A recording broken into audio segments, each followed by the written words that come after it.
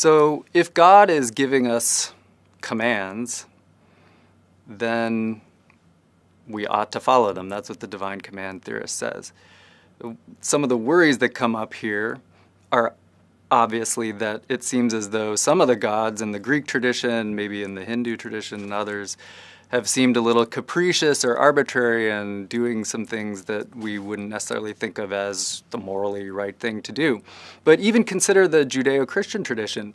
Here we have a God who sometimes commands the Israelites to go and attack some other Philistine city and make sure to kill not just the warriors, but also all the women and children and even the animals. It gets kind of upset at various points if they forget to kill some of the women and children and animals, throwing the babies against the walls and things like that. There's also the famous story of Isaac and Abraham. So God tests Abraham somehow, tells him to take his only son out to a mountain and sacrifice him in honor of God.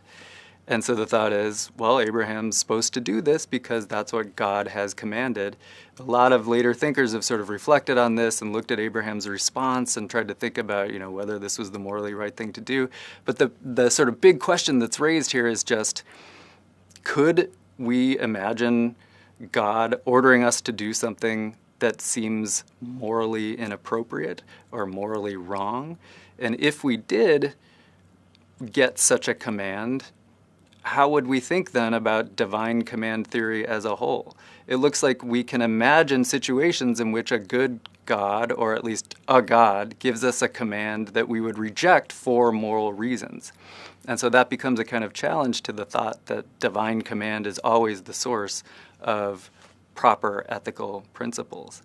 Now, some people will modify their picture, divine command theorists, and say, look, we have to think about the kind of being who's giving the commands here. It's not some Homeric god or some god out of the Vedas or something like that. It's supposed to be the greatest possible being. The greatest possible being has all of these great features, which include perfect knowledge, perfect goodness, perfect benevolence, and so forth. And so when you're thinking about that kind of God, which is really the traditional philosopher's God, whether or not it's in the sacred texts of the tradition is another question. If you're thinking about that kind of being, then you can be sort of a priori sure that that kind of being's not going to order you to kill your son or throw some babies up against the wall. So it can still be the source of the authority of the principles, but it's sort of essentially good such that we can know that it won't conflict with our sort of independent picture of what the good is and what the right sort of thing is to do.